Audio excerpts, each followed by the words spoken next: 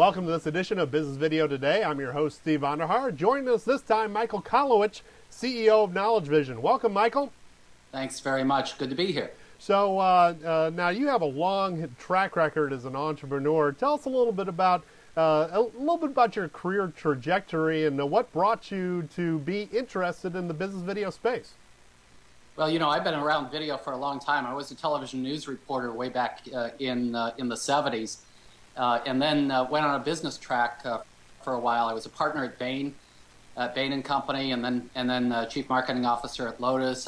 I got into the whole content space by starting PC Computing magazine for Ziff Davis, started Ziff Davis Interactive, which turned into ZDNet.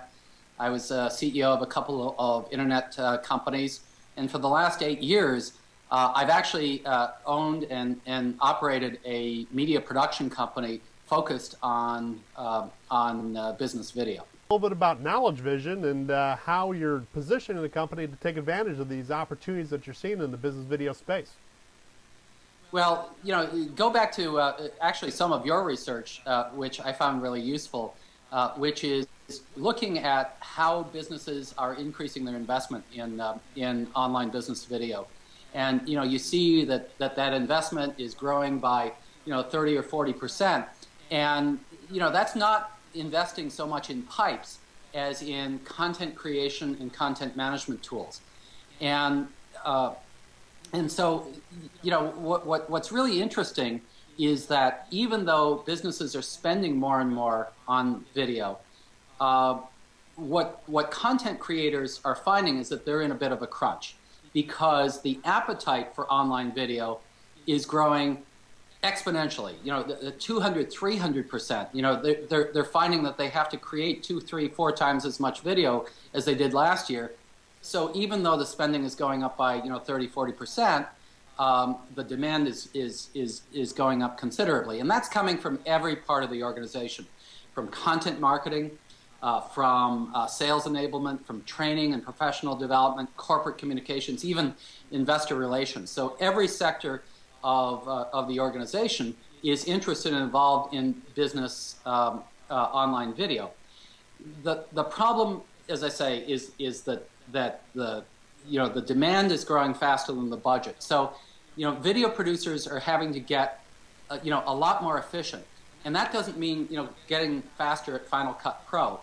What it means is, how do you actually change the game of how you actually create content?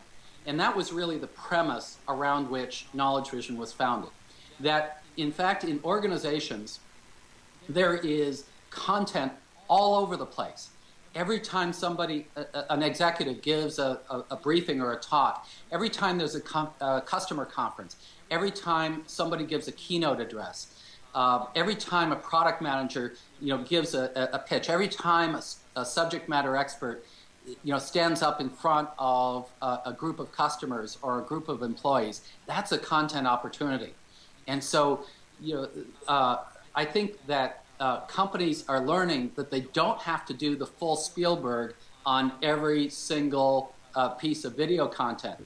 That in some cases, all they need to do to create interesting, engaging, valuable content is point a camera at the best communicators and best presenters in their organization, put it together with the PowerPoint slides that illustrate, and then go from there to build a lot of other value into the presentation. Just-in-time footnotes, navigation, even transcripts, live web pages, and things like that. So video really, about. Video really is a great, engaging communications venue. And your work at Knowledge Vision, you're really doing the hard work of developing technology and platforms that lets executives bring video into the conversation, but also merge it with other data types to create a more rich, fulfilling communications experience? Well, that's exactly it. Now, if you look at how some businesses put video out, they just put it out as kind of a linear video. And there's nothing worse than looking at a talking head, straight on camera, talking about something for 20 minutes.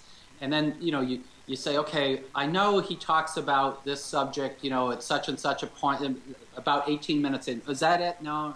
So So, that's the kind of drill that people go through.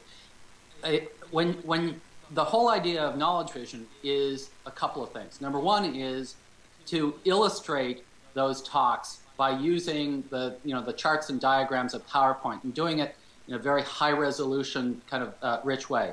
Secondly, to expose the structure of the presentation so that, if you're hitting a part that isn't relevant to your interest, but you know that he's going to get to something in a few minutes, you can skip right to that spot.